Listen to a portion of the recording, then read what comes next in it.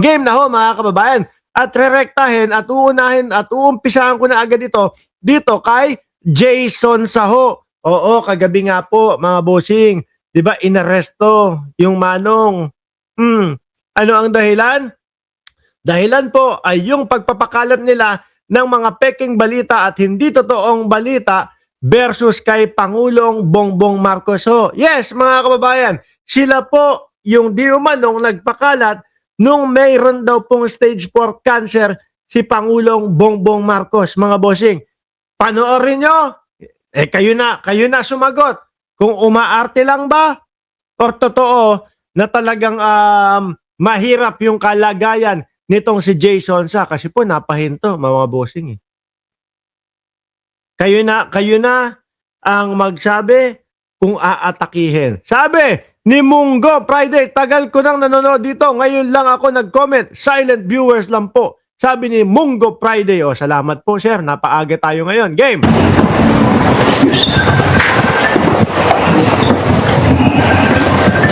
Yun o, nasa harap na harap si Jan Consulta. Ayun si, ano pangalan nito? Si Jason Sa. Kung dati ho, mga bossing, kung dati po, Mel and J. Ano po, ganun sikat na sikat po yun. Kahit po ako, musmus na bata, pinapanood ko yun. Kasi nga, yung mga tita ko, tatay, nanay, lolo't lola, pinapanood po nila mga kababayan. Kung dati, ang pamagat po, Mel and J, ngayon po, jail. J in jail na daw ho, mga kababayan. J in jail, mga bossing. Oh.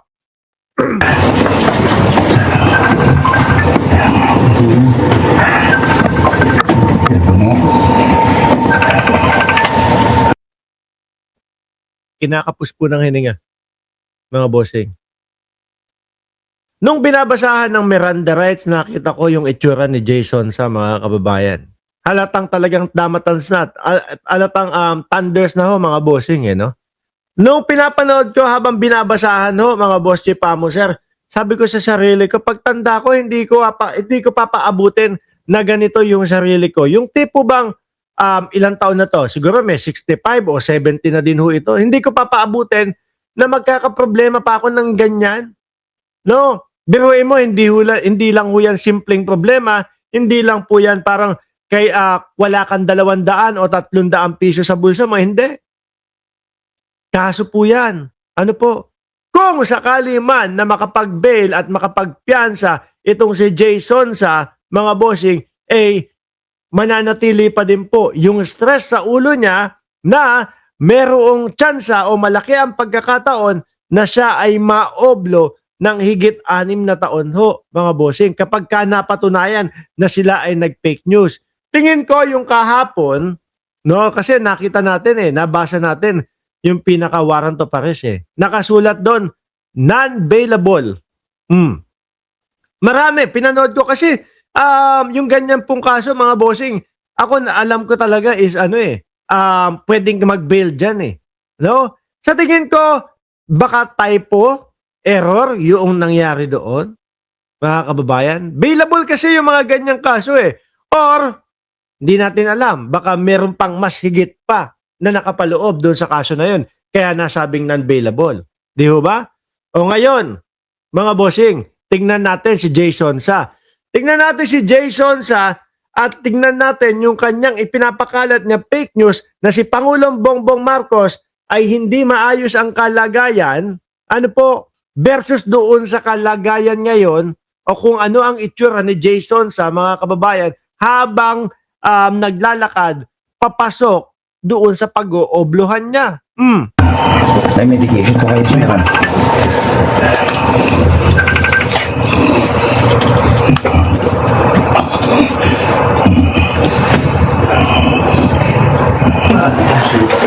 Pero ganyan edad ka.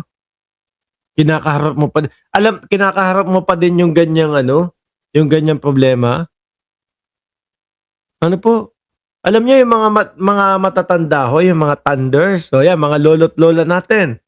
Mga tsuhe na medyo matanda na.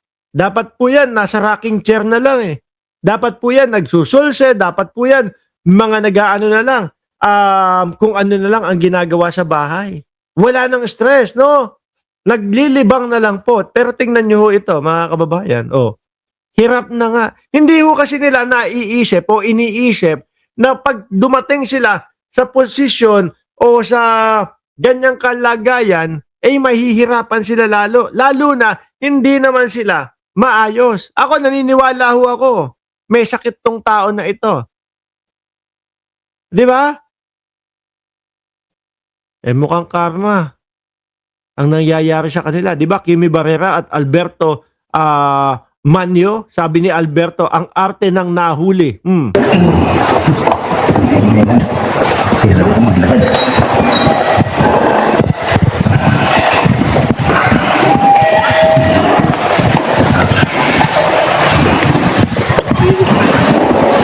Yun, ganda. Naka-live ka ba? Hindi sir. Hindi po. Hindi po. Footage mo. Pacing lang sir, pacing lang. Catch your breath po, catch your breath. Saan po? Dito sir. Yung dulong kanan po sir. Hihingal. Bagay, ako naniniwala ho ako mga kalabas to. No?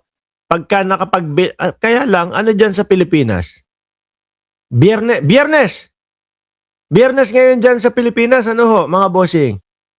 Di ba, Biyernes, makakapag-bail kasi may opisina. Need any medical assistance, sir? Wala bang wheelchair dyan?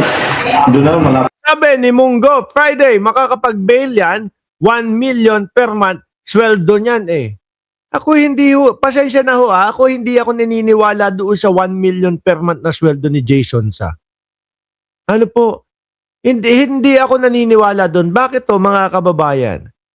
Kasi kung 1 million, kung 1 million ang sweldo ni Sonsa, siguro ho maganda na ang ngipin nito kapag kayong lumalabas doon sa mga SMNI. 1 million sa loob ng isang taon, 12 o may 12 million siya yan. Di ba? Pero hindi maipaayos yung sariling ngipin. Hindi hindi makapunta sa gym para mag-ehersisyo. Hindi na po ako nakakalakad talaga ng mabay. Kaya nga muna. Sige, paano kayo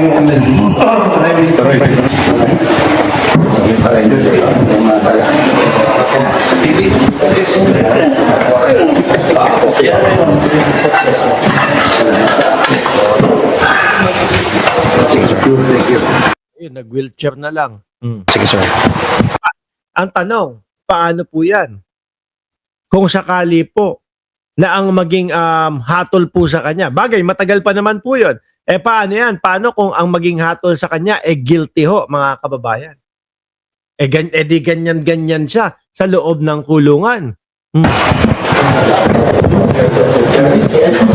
Sa mga kapuso na kailangan ng bigyan ng wheelchair ng NBI si Sir Jason sa dahil nabihirap na siyang maglakad at medyo nakakapos niya kung kaya ito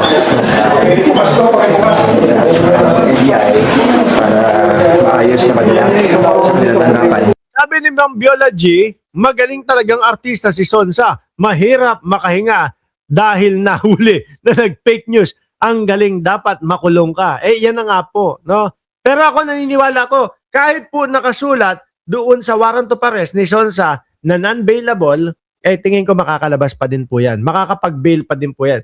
Baka typo error yon or baka may ibang dahilan po, mga kababayan. Pero 80% naniniwala ako makakapag-bail yan at papayagan mag-bail yan, mga bossing, no?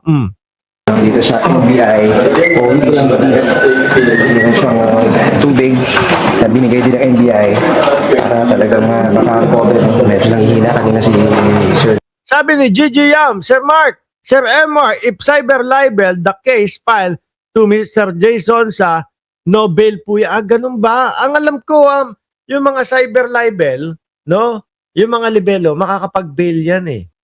Makakapag-bail yan. Pero tingnan ho natin, maaaring tama po kayo, maaaring mali po ako, pero tingnan natin yung mga susunod na mga kabanata ngayong araw, mga bossing. para ho sa akin, kakaway-kaway yan mamaya palabas ng kung saan man siya nakadetain ngayon, no? Jason, so ayun, medyo okay na siya. At nakapasok siya ngayon dito sa tanggapan ng NBI OTCD. Simula rito sa Ito na yata yung mugshot. Uncle PTV, shoutout po sa inyo. NBI. Ako si John Consulta ng GMA News.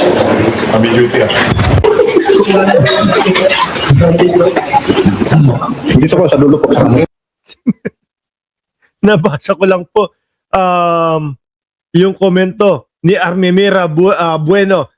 Hi MR, from a decent journalist, ngayon mukha ng tanga, nasilaw sa Duterte.